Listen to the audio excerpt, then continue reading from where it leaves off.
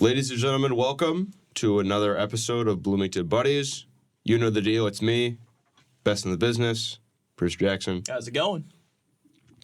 What do we want to talk about today? That's a great question. We were just talking off the air about if we even want to talk about IU basketball. No big updates or anything. I mean, they just got a win against Wisconsin last night. So, I mean, congratulations. The only significant thing from that game was that the fire alarm went off in the middle of the second half. The entire crowd had to be evacuated. I was watching it.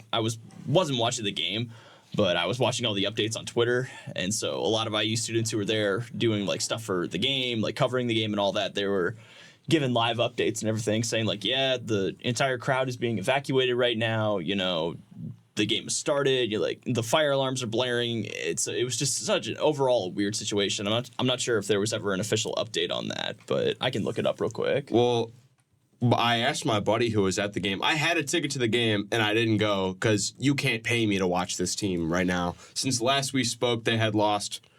They came into this game losing 4 in a row, and I was like, oh, they're just bad. They're a bad team, and they're going to come out and they're not going to try, which is what they did against Nebraska, and it's what they did against Penn State, and it's what they did against Northwestern. And I'm like, I'm not going if they're just going to come out and not try. But they did win the game. Good job. Good job. But I texted my friend that was at the game. He's like, they're saying it's like a tornado warning because there was a bunch of real severe weather that rolled through the state. Yeah. And I'm like, no way. Because why would you send people outside if there's a tornado? So I was like, I don't even know what actually happened. Some asshole just pulled the fire alarm. No, yeah, that's exactly what I think. Yeah. It was just such a weird situation overall because, it was like everybody was saying like it may have had something to do with the tornado drills. But, yeah, I'm with you. It's like, well, then why would you send everybody outside if it's something with the tornado drill? Plus, it was the fire alarm that it went off. So it just like it didn't make sense overall. Yeah, I think some punk just pulled the fire alarm in the middle of the game. And I wonder if it was like high school or elementary school. Let's exit single file. Let me make sure I count everyone for attendance, and then we could go back and finish the game. It says on ESPN it was later announced that the alarm went off in the balcony. So, yeah, some student, I think, just pulled the alarm. Maybe they saw that Wisconsin was getting on a run right before the fire alarm went off, so they had to find a way to distract them. This is what's going to happen. Find a way to ice them. It went off right when Wisconsin tied the game. Oh, yeah, right when they tied it. And because Indiana jumped out to a big lead in this game. They were up 15 at one point in the first half. And then as soon as Wisconsin comes all the way back because the team can't rebound or keep the ball. I mean, the one silver lining in the whole thing, Khalil Ware is just an absolute monster. He's obviously our best player. 27 points last night, 11 rebounds. So really, really good performance from him. I mean, it just goes to show, like, the number of times that Woodson has kept Ware off the bench when he's gotten into foul trouble. Like, I understand it. I get it. You want to you want to save him for later in the game and everything. But at that point, like, the biggest thing that Woodson struggles with is putting him back in the game when IU gets in trouble, especially with this particular team. Yeah. Like, it bit him during the Purdue game. He did it again in the second Purdue game, and he's done it consistently. I think... Who'd they just play before this game? What was it? They played Penn State. Penn State, yeah. So they were on the road to Penn State, and the exact same thing happened. Imagine this happens. Fire alarm gets pulled. Woodson with a rousing speech, like legendary Miracle on Ice level speech during the alarm. They win this game.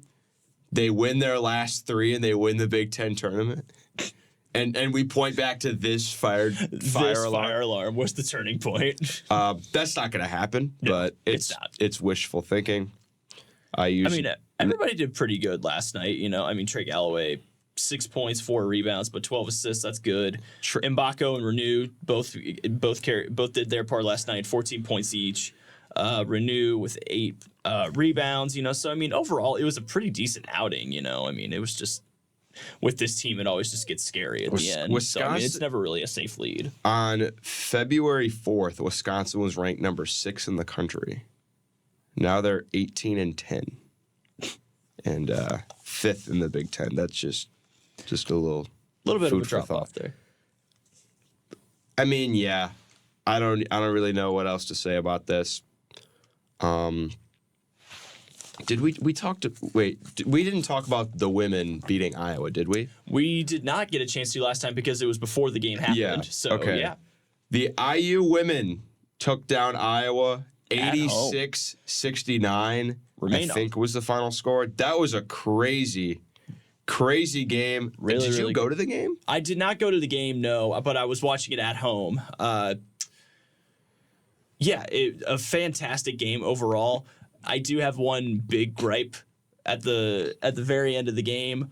I mean, it's just like the way like ESPN's coverage of the game after it all ended and everything. Because I think I told you about this. It was, but yeah, they only showed Caitlin Clark. Who cares? Yeah. One particular highlight video that ESPN released. Out of the 15 highlights that were shown in the video, 10 of them were from Iowa. But Indiana won the game, so it just didn't make sense at all. It's like, well, what are we doing? Like, whoever crafted that video, like, I don't think they saw who actually won the game in the end. Yeah, I mean, it's ESPN. You kind of just take what you get with them. The line outside before the game started, we got there probably like 2.5 hours before the game started because we wanted to get like decent seats, and we got in like the lower like bowl area. But like even for like the general public, the line was like around the block. It was crazy. I've never seen a line that long for a game like that. Yeah. And really, this game wasn't close. Honestly, no. Like, I mean, IU hit a buzzer beater. Lexus Bargesser hit a shot to make it 23-22 as the clock expired in the at the end of the first quarter. And then IU just broke it open after that. They were up 13 at half, and they just carried that throughout the rest of the game. Couldn't agree with you more, honestly, on that. And, like, the big thing for me throughout that whole game was, like, I was just waiting for the other shoe to drop. Because when it comes to Iowa, no lead is safe with them, especially with Caitlin Clark. She can turn it on at any moment. She can start hitting clutch threes whenever she needs to. So the entire game, I was just waiting for the other shoe to drop. And it never did, you know? Like, Caitlin Clark was basically silent. Not really silent. Caitlin Clark, like, for Caitlin Clark's numbers, it was an off night for her. But for anybody else, it would have been an incredible night. Caitlin Clark, 8 of 26 from the field. That's 30%. 3 for 16 from 3. That's 18%. But how many points did she end with? She finished with 24. So, I mean, on 26 shots, though. Yeah, like that's the one downside for it. Like, but if anybody else ends the night with 26 points, like that's a really good night, you know. So I mean that is a testament, you know, to how good she is. Obviously, Iowa as a team, 5 of 28 from 3. Yeah, overall it was just an off night for the team overall, but like I don't blame them because Assembly Hall is the hardest place to play in the country. One of, if not the hardest place to play in the country. For women's basketball, yeah. Yeah. I would definitely say so. Sarah Scalia was the star of the show. She had 25 points and she very efficient shooting too. 7 of 14 and 3 of 8 from 3. And Mackenzie Holmes added 24 of her own, 11 of 16 from the field. I mean, yeah, this is a complete team. Great rebound from losing by 20 to Iowa the day before. Oh my God, yeah. This past Tuesday, they beat Northwestern by 20, which is, I mean, they should. Northwestern's 8 and 20 overall, but they are. I know Ohio State has clinched at least a share of the Big Ten title, and if they beat Michigan tonight, they win it outright. Okay, gotcha. Because Indiana and Iowa were both 2 games back. So, yeah, Ohio State's fantastic women's team. I mean, they've come out with a fire this year. The Big Ten tournament is going to be fun, and it's actually sold out, the Big Ten women's basketball tournament. Oh, really? Nice. That's awesome. I didn't even realize that. Other women's scores around the country are just teams that are doing well. South Carolina has still yet to lose 27-0. They put a beating on Kentucky Friday, 103-55. My goodness. It's honestly kind of incredible how, I guess kind of quietly, South Carolina has gone undefeated. Because South Carolina this entire year, like, I don't want to say they've been underestimated or anything like that, but at the beginning of the season, like going back to last year, they only lost one game, and that was in the tournament. They only lost one game the entirety of last season. And so they started out, I think, like number 7 or something like that this season at the beginning of the year. I think they started number 1, but everyone's kind of like, I don't know about that. I'll look back preseason. But regardless, like they were 6. Yeah, number 6 to start the season. Dang, I didn't realize that. LSU was number 1 and then like immediately lost. Yeah. So, I mean, and it's not like they made any drastic changes or anything like that. The core group was still there. And they were the best team in the country last year up until the very end of the tournament, until they lost to Iowa. So it's just kind of, it's baffled me how. They lost to Leah Boston, but still, though, they've been. Or did they lose? Oh, I thought they lost to Iowa. She went number 1. Okay, that's right. I don't know why. She's on the Fever now. I think she made the WNBA All-Star team. But yeah, so it's just kind of crazy though how this team has gone so quietly undefeated. Like, and like in my mind, it's crazy to think that anybody else could really beat them right now. If anything, I would feel much better if they lost just one game before the tournament started. Just one. Just lose one. Get it out of the way, like have the loss column filled in, because last year that was the issue. I don't know. I think Ohio State might be good enough to beat them. They could be. They're really, really good. They're playing some really good ball right now. Do we talk college? I want to talk college baseball because college baseball is do it, man. Is so much fun. Unfortunately, IU lost yesterday to Purdue Fort Wayne. Yeah, in a game that I don't think a lot of people realized was going on. I'll say this. In college baseball, those types of upsets happen. Like, you have an off-hitting night or an off-pitching night, and another team just, like, gets hot. It's not, they're not going to, IU's not going to completely pummel out of the rankings. That's the thing about baseball is, every now and again, a blind squirrel finds a nut in baseball. Like, a team will always have an off night every now and again, So, I mean, it's not a huge deal or anything, I'd say, because, I mean, they started the week ranked number 20, so it's obviously going to hurt their ranking, but, I mean, they're still a really good baseball team. If the basketball team lost to Purdue Fort Wayne, like, you think this season you've been miserable this basketball season, just wait until they lose to Purdue Fort Wayne in basketball, and then you'll really know what. I don't think anyone would go to a game the rest of the year. But, yeah, it's whatever. This weekend, though, they're in Frisco, Texas for a 3-game little tournament round robin. They played number 17 or 16 Alabama, Arizona, and number 25 Dallas Baptist. Dallas Baptist is one of those schools that they're just really good at baseball and nothing else. Yeah. So it should be interesting. IU baseball, they were playing really well. They swept Baylor. They did on the road, and really none of those games were close. I mean, they're still playing really well. I wish they would actually pitch a few decent pitchers in their little Tuesday games, because I went when they played Miami of Ohio on Tuesday, and I'm like, oh, this guy for Miami, Ohio is hitting 083. We were chirping him, and then he hit one over the bullpen, 450 feet. I was like, that's rough. I'm like, maybe if we actually pitch some pitchers that know how to pitch. I looked at a lot of people, we were every other pitcher was a freshman, redshirt freshman. I'm like, can we at least get somebody that knows how to throw? Yeah. And I didn't watch the game against Purdue Fort Wayne, but I'm guessing that's what they did. Probably. And I get you got to save your pitchers for the games that really matter. For the big ones. But you don't want to be losing to Purdue Fort Wayne. I mean, it still helps to give guys your lower guys in the bullpen, not really in the bullpen, but in your starting rotation, more depth and everything like that. You got to give them I completely understand that, but at some point you got to win the game. But I mean that's not Purdue Fort Wayne's out here pitching their top guys. Well, it's not like they're incompetent pitchers or anything like that. I know. They can still get the job done, saying. and we're relying on our hitters a little bit more this time around, to help get some runs across the board. I get that. I just wish they would maybe put a little more effort into a game like that. Fair enough. Because that's kind of frustrating.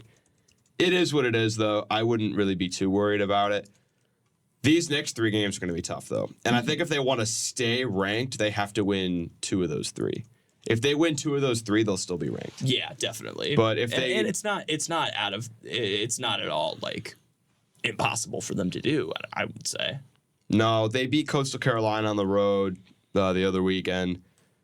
They definitely can do it. Alabama, if we want to just go into college baseball scores from yesterday, Alabama won in extra innings against UAB 9-7. Alabama is still undefeated. One of very few teams that are still undefeated. Yeah. Not to be outdone in the upset department, Stetson took down number 4 Florida. Good job. Good job, Stetson. Number 22, Coastal Carolina took down number 21, Campbell. Campbell's another one of those schools that's just really good at baseball. Oh, yeah. Oh, yeah. But Coastal Carolina did end up beating them. And then Old Dominion took down number 11, East Carolina. East Carolina is always really good at baseball. That's actually where Mike Trout committed to, but then he went to the MLB But draft then he instead. just went straight to the MLB and became the best player in the He league. just went straight to the MLB. But he would have played at East Carolina if he went the college route. Coming up this weekend, in 2 days, here are some pretty big college baseball matchups you got. Vanderbilt against Louisiana at Minute Maid Park. That'll be a good game. Florida at Miami at Alex Rodriguez Park. That's where Miami plays. Clemson, South Carolina. Both those teams are ranked, and that's a huge rivalry. Indiana, Alabama, Oregon, UC Santa Barbara. UC Santa Barbara was ranked and kind of has had a rough year. They lost 2 out of 3 to Campbell. They lost a game to Sacramento State, and they lost to like a really bad Pepperdine team the other day. Well, my question... And then lastly, last game is number 3 LSU versus number 15 Texas at Minute Maid in Houston. So that's gonna be that's gonna be. It's gonna be a good week for it. Yeah. My question becomes like, how is Vanderbilt still as high as ranked as they are? They're 5-3 right now. They lost to, I believe, Daytona. They lost to Dayton. Dayton, yeah, Dayton. And then let's see, they've lost Florida Atlantic, yesterday, and then they just lost to Gonzaga. So I mean, it's. Well, here's the thing. So this app sucks. There's no good app for college baseball scores. I hate it. I will say though, yesterday they just put a whooping. Yeah. On Indiana State. And Indiana State was 7-0, and last year was ranked 15th in the country going into the tournament. They made it all the way to the Super Regional. Indiana State's a legitimate baseball team, and they beat Vandy bad last year. Yeah. But Vandy put a whooping on them yesterday. They won 20-4. God. That was a revenge game from last year. They're like, we are not losing to Indiana State again. Let's see. They're coming up again. Or no. Evansville's going to them. But, Evansville's always been kind of decent, In baseball? Yeah. I know a couple of guys who are down on their team, so. For Evansville? Yeah. There you go. All right, I think that's enough college baseball. MLB spring training is underway. The main headline that I saw is that the Angels had 60 guys on their spring training roster. Yeah. And they had a picture of their dugout. And it was like a pack of sardines, man. It was so funny. The Padres did the same thing. Yeah. Did they really? Yeah, it was like the very first day of spring training. And yeah, they panned over and they basically had anybody who had ever played the game of baseball inside their dugout. They were all just crammed in there together. I didn't send you the picture of it? I don't think so. I swear, I thought I did. I think of the Padres. But it was like, there were memes, was like when JV gets invited to the varsity game. And it was so funny. That is funny. I like that. But yeah, yesterday, Shohei Ohtani made his Dodgers debut in spring training. I think it was like his second at bat or something like that. Hit a home run. Everybody absolutely lost it. Sounds about right. Yeah. So, sounds about right from Shohei Ohtani's perspective. So, all respect and love to him. He's just going to be doing absolutely incredible things, and the Dodgers are probably going to go on to win the World Series this year. So I don't know about that. There's a lot of really good teams this year. So we in our baseball club, our little baseball stat club, we did our season predictions. We got like separated in groups of 4. Yeah. Here was all our standings for our group of 4. Do you want to start AL or NL? Go with AL. All right, so AL West, we said Houston 1, Texas 2, Seattle 3, Angels 4, Oakland 5. Okay. I think that's fair. I mean, Houston, they that team just added Josh Hader. That's just a scary team. It is. A lot of people wanted to put Seattle over Texas, and I'm like, you can't have the team that just won the World Series finish third in the division. No. Like, that's crazy. I was kind of surprised a little bit that you had him second, but at the same time, yeah, I get it. Like, Houston's going to be really good this year. So it's Seattle. Like, they lost some people. They're not going to be as good. And then the Angels and A's, those teams are just going to be bad. Yeah. You thought the Angels were bad with Ohtani? Oof. I don't think you really want to see them without him. And then the A's are just, I mean, you know the deal with the A's. They're the A's. AL Central, my possibly biggest hot take could be that the team that wins this division will have a losing record. You think so? Because all these teams are bad. They are, man. They're all bad. I will say, go ahead and give me your rankings. Minnesota basically wins by default by being the least bad. I saw some people say Tigers, but this is something that people go through every year. They're like, oh, the Tigers, they got all this young talent. They're going to be an up-and-coming team, and then they just don't do anything. Yeah. I had the Tigers second. Okay. Actually, the team that I wanted to have second was Kansas City. Exactly. I think Kansas City is going to be sneaky, not good, but like not as bad as exactly. Like they've made some improvements this offseason, so I think they're definitely going to improve and be a little bit of a better team than people expect. I wanted to have them second, but I got outvoted for Detroit, and then they put Cleveland third and Kansas City fourth. I think Cleveland's going to be bad. Yeah. Like really bad. Yeah. I think I would put Kansas City definitely over Cleveland, but they put Cleveland over Kansas City. I think it would be good. I think it would be fair to put Kansas City third, ending third this year. I mean, if they ended second, like that's honestly incredible for them, like given the past few seasons. But like all these teams would finish last in the AL East. Yeah. Like I mean, it's just I don't even know. And then at the bottom is the Sox. They might be worse than the A's.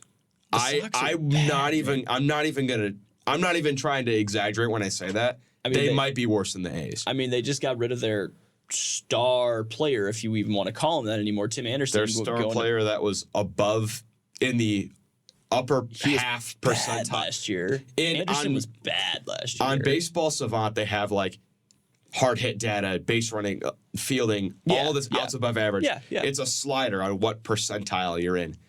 Guess how many of like the 20 that they have was he above 50%? Of like the White Sox staff? No, or roster? Any MLB player. How many stats do you think he was above the MLB average in out of 20? Lord. Out of 20?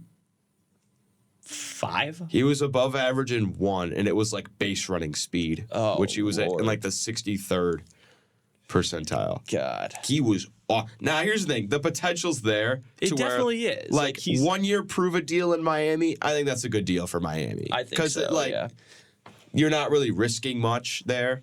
But Miami's it's a low bar. It's like a low risk, high potential. Like you could get him back to his all-star form, but you also could just get another. I don't know. I think that's a player where I think a change of scenery will benefit him. Yeah. I don't like just dogging on Tim Anderson. So yeah, I'm telling you, White Sox A's at guaranteed rate might have to go for like $3, something like that. We'll see. And then AL East, like all these teams are good besides the Red Sox. Yeah. Like I don't think they're gonna. I think they're better than biased, but yeah, they were. I think the Red Sox would win the AL Central. Maybe. Oh yeah, they'd be the best team in the AL Central. Yeah. Maybe the Boston and the Twins, I think, are on like the same level. Probably. You think so? I would say. Anyway, I have Baltimore winning the East. Yeah. A lot of people liked the Yankees. We had the Yankees at second. Okay. It's like, look, I get one guy that was in our group that I just kept disagreeing with. We love Jude, but sometimes he has some bad takes. He's like, dude, they got Soto and Judge in the same lineup. We do. And I was like, that's 2 players. Okay, Like, well, they're also the two best players in the league. I get they're going to be really good. Baltimore's just such a complete all-around team. That's my point. Where they're just better. That's my big thing when it comes to the Yankees this season, because while I absolutely love the offensive side of the game, I'm absolutely so excited about that. The defensive side is really exciting. The pitching took a huge hit this offseason. In order to get Soto, in order to get guys like Verdugo and Soto, our pitching took a hit. Well, you guys got Stroman. We got Stroman, yes, but I mean, the potential is obviously there and everything, but he's not like a superstar pitcher or anything like that. Obviously, we still have Garrett Cole and everything, but a lot of our starting rotation, there's so many questions that are unanswered because we need guys like Rodon to perform at the level that he can perform at. We need old Nasty Nestor back from the 2022 season that he was, where he was an all-star. If we can just get that kind of a level, if we can get Rodon to a level where he's comfortable on the mound and he's actually making good, consistent starts, and we can get Nestor to a point where maybe he doesn't have to be an all-star or anything like that, but as long as he's, again, good, consistent outings, then that's when I'm going to be super, super confident. Like, I'm confident, obviously, already in a lot of aspects of our game, but the pitching is so much up in the air right now. All right, we put Tampa Bay third, which I feel like a lot of people aren't going to like because a lot of people like Toronto. Here's my knock on Toronto. They blew that one playoff series to the Mariners. Yeah.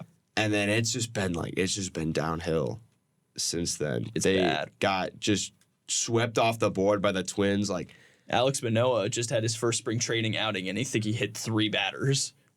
And I think he was only in for like an inning and his downfall's got to be studied. Got to be studied. The Rays, yeah, I get it. Their star shortstop is now in jail because all there is to know about Wander Franco. But they're gonna find a way because of the Tampa Bay Rays. They're still pretty much where I'm at. They still got a solid roster, and they made some good pickups in the offseason, But yeah, like everything when it comes to Wander Franco, like that whole situation is just an absolute nightmare for the team and their PR team as well. So yeah, there were rumors that he was like hiding out. He was like on the run for like a month. Yeah, I heard those rumors. People were talking about how he was like tunneling under Tropicana Field to like hide or something. I don't even know. But they're the Rays. They're gonna find a way. Toronto 4th, Boston 5th. I think that's fair for the AL East. That's definitely the best division in baseball for me right now. But overall, I'd say I agree with that. And then the 6 playoff teams. We have Baltimore as the 1 seed. Okay. Houston 2 seed. Minnesota 3 because they win the division. They're 3rd. Yeah. Yankees 4th as the 1st wild card. Rangers 5th as the 2nd wild card. And then our last wild card spot goes to the Tampa Bay Rays. You think the Rays really? Okay. I think they're gonna find a way. Of the 30 people in the room, only 2 of us, it was me and my buddy, voted for the Rays. It's just, that's probably the best. Well, again, it's really the Rays and the Blue Jays. They're so interchangeable at this point, at this point before the season starts. So, and I don't hate that or anything. So. And then, all right, NL. In the NL West, we have Dodgers on top. They're going to win 115 games and then lose to the 80-win Cubs in the NLDS. We know that's going to happen. I kid, of course, but all right. So we have LA winning the West, Arizona 2nd. I feel like they could regress more because I feel like that was definitely a very fluky World Series run. Like, I hate to be that guy, but. There's no way they're going to do that again. You don't think so? No.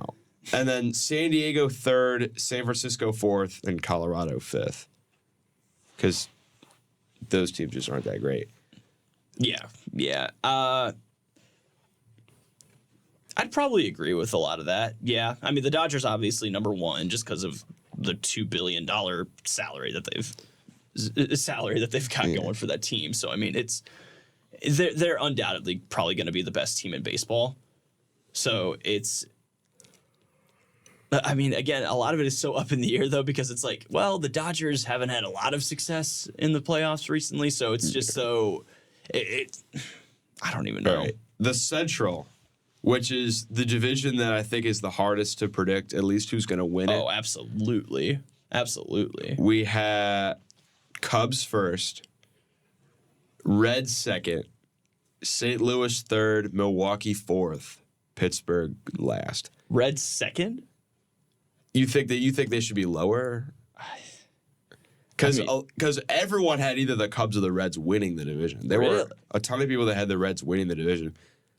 I've heard some people say St. Louis is going to win it. You're crazy. Because that team was terrible last year. It was such a drop-off from 2022, though, which is so sad, you know? That team was awful. They had no pitch. They had like the worst pitching in all of baseball. It was a bad drop-off for them last year. They got Sonny Gray, and everyone's like, oh, they're going to win the division. No, they're not. Milwaukee lost their manager, who's now managing the Cubs, Craig Counsell. Okay. And they sold off like their entire team. They're not going to be very good at all. Pittsburgh, they might be like okay, but are they better than Milwaukee and St. Louis? I don't think so. I really think the Cubs are going to win this division. I think they can, definitely, yeah. They're really the only NL Central team that I've heard about making moves in the offseason, you know? They just re-signed Bellinger. Yeah, they just re-signed Bellinger and everything, which is huge for them. David Peralta, Dom Smith. I don't know why they did that, but I guess they're on the team now. They got Imanaga from Japan. By the way, if you look at the data, my friend who's a big pitching nerd, is like, this guy is like just as good of stuff as Yamamoto. Which, I mean, you could take that with a grain of salt. They're eventually going to have to prove himself. But I'm taking it with a huge grain of salt just because if you watch Yamamoto's bullpen sessions, his stuff is so nasty. I'm not saying he's better. It's so nasty. I'm saying this Imanaga guy is really good. Seiya Suzuki's going to be back. He's Japanese buddy. I mean, they got Morel, Swanson, Horner. Their infield is so good. I just think they're the best team in the division. The Reds, I think, will be pretty good, but they're just going to fall apart when it matters. Like, that's my big question, though, when it comes to the Reds is why have they, nor any other team, signed Joey Votto? Why has Joey Votto not been signed anywhere? I think he'll eventually just resign with the Reds. I feel like... Well, I mean, the clock is ticking. I know, but, like, he has to sign with the Reds. Like, there's no way he can play for any other team. I would hope that he'd sign with the Reds because it's the perfect storybook ending for him to end with that team, you know? And especially with the way that his season ended last year with him getting ejected in the final game of the season, which was baloney. Like, that's not how you want that story to end. And his social media has been the funniest thing, though, just because he's posting all the time about, if I'm not... Just yesterday, he posted a video where it was like, if somebody doesn't sign me, I'm going to stop putting my shopping carts back in the shopping cart, like, aisle thing at the grocery store. Yeah. Lastly, NL East, Braves on top, Phillies second. I think that's fair. And then these last three teams, I mean, I kind of want to go Marlins third. We went with Mets third.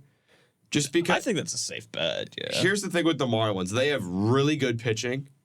Edward Cabrera, Yuri Perez, Sandy's out for the year, but they still have really good pitchers. The hitting is bad. Like, in their projected lineup on Fangraphs, they had, like, DJ Stewart hitting fifth or something like that. Like, the lineup's bad, but the pitching's good. Yeah. The Mets are just going to be... I mean, they're the Mets. They're going to have a crazy year, probably for the worse, and miss the playoffs. And then the Nationals they're horrible. So they're in last. Here were our 6 playoff teams. It was Dodgers 1 seed. Yep. Braves 2 seed. Cubs 3rd. Phillies 4th. Arizona 5th. And here's my opinion. None of these other teams are good enough to get the 6th seed. The team that we went with was San Diego. We had the Reds at 6 and then switched it to San Diego. And neither one of those teams are really that good. But what are your other options? The Mets? I feel like... I just don't think that they're going to... We kind of just put San Diego in by default. I think San Diego's probably the right call. as much as I want to see the Reds be successful, like I've never been a Reds fan my entire life or anything like that, but basically everybody that I knew growing up in Indiana was a Reds fan. So, I mean, I think it would be fun to see the Reds, get that final spot because of how close they came last year. So they've proven that they are a capable team of possibly making the playoff, So I think it would be honestly better to probably put the Reds in there instead of the Padres. Here's a kind of a flaw with the MLB playoff format. In the AL, I would so much rather have the 6 seed than the 5 seed, because if you're the 6 seed, you play the worst division winner. Yeah. So you're playing the Twins. Yeah. Whereas if you're the 5th seed, you got to play the best wild card, which is going to be either the Yankees or the Astros or the Rangers. Yeah. Like, I just kind of noticed that. All right, I'm just going to run through these playoff rounds and see who we think's going to win the World Series. All right, go ahead. Tampa Bay, Minnesota. Definitely taking Tampa Bay. Yeah. Rangers, Yankees. Yankees. I go with the Yankees on that Yankees have better starting pitching. So then we got, does they reseed like the lowest seed plays the... Or do they not? I don't think they do. God, what was the format last year? Yeah, so 6 played... I can't remember. 3, right? That was it? Or no? No, because the Diamondbacks won. No, 6 plays 2, because the Diamondbacks won to play the Dodgers because they were 2. Okay. All right, so that would mean Rays, Astros, and Baltimore, Yankees. I'm going Astros for that series. I'm definitely... And then I think Baltimore. I think Baltimore is going to be on a revenge tour in the playoffs. I don't know, man. I think with Juan Soto and Judge on that offense, that's going to be hard to overcome. I think I got to give it the Yankees. Obviously, I'm biased. All right, but and then I'm giving it the Yankees. Baltimore, Houston. I'm taking Baltimore. For yours, I would say... For you have Yankees, Houston. I would go Baltimore over Houston. But you have Yankees, Houston in yours. But yeah, I'm just saying, for yours. But for mine, yours, I would give Yankees over Houston finally. Okay, so of course this guy is the Yankees in the World Series. Yeah, of course. All right. What do you want me to say? Chicago, San Diego. I'm taking for 6 versus 3. I'm taking the Cubs. Yeah, Cubs. Yeah. And then Philly, Arizona. I'm taking Philly. They're getting their revenge from the NLCS. Yeah, Philly. All right, and then we got Dodgers, Phillies. I gotta go with the Dodgers for that. Okay, hear me out. Because the Dodgers will find a way to choke every year. It's every year. I don't care who they have on their team. Yeah, every year they're gonna do it. Yeah, but at the same time, I'm not picking them to make the World Series till they actually do it. I don't know. They're just gonna. I would probably go with Dodgers for that one, just because obviously they've got so much firepower on this team. They've got so much. It's an ungodly amount of firepower on this team. I'm taking the Phillies. And all respect to Philly and everything, I'm taking the 89-win Phillies. But every time that they've had success in the playoffs, it's been just by the skin of their teeth. They've just barely been able to make it past. They barely beat the 1-seed Braves. Oh my God. They beat the 1-seed Braves, yes, but it's never been a total blowout or anything where it's just yep, 4 now. They beat the Padres in 5 when they went to the World Series. I'm telling you right now, I don't care how many games the Dodgers win. Give me the 89-win Phillies every time. And then Cubs, Braves. I think the Braves would win. And then I agree. So you have LA and Atlanta. Yeah. And then I have Philly. I think the Braves would win and get their revenge to go to the World Series. With LA versus Atlanta? Yes. I'm going with the TV ratings route, man. I'm going with the TV ratings route. They've done the most this offseason, obviously, so I'm going Yankees Dodgers. So I have Atlanta and Baltimore. Dude, the MLB wants a Yankees Dodgers. They want the Yankees Dodgers more than anything. They want that would so be badly. The highest rated World Series probably of all time. I think Cubs Indians is going to remain the highest one there ever was. Oh yeah, that one. I'm just such a storybook fairy tale for both those teams. I'm telling you right now, I got Baltimore winning the World Series. Really? Here's my reasoning. Last year they were the 2015 Cubs. Bunch of crazy prospects. They all way overperform. Make the play, go far in the playoffs, but eventually they lose. Next year, dangerous team. They'll be buyers at the deadline. They'll get somebody. I think they're going to win it. because I don't have any trust in the Dodgers. I would love to see Baltimore honestly win. I genuinely would love to see Baltimore win because like they're like the Astros in 2017. They were the most likable team in the entire MLB, you know? And so I feel like a lot of people would really like to see Baltimore win. Are the Dodgers losing to your Yankees? I don't think so. I think I would have the Dodgers win. I think I got Dodgers winning. As much as it pains me to say it, I think the Dodgers, like, they're going for it all. Like, this offseason was the definition of just saying fuck it and going for it all. Because, like, the fact that Ohtani was willing to give up $2 billion to be like, go get more guys. Go get more guys. He wants to win. I'm telling you right now, though, they're gonna lose in the playoffs. It always happens. It's every year. Every year they lose. I don't know. We'll see. I think I'm out of time, so that's gonna do it for us. Hopefully you enjoyed the baseball talk, and we will see you next time.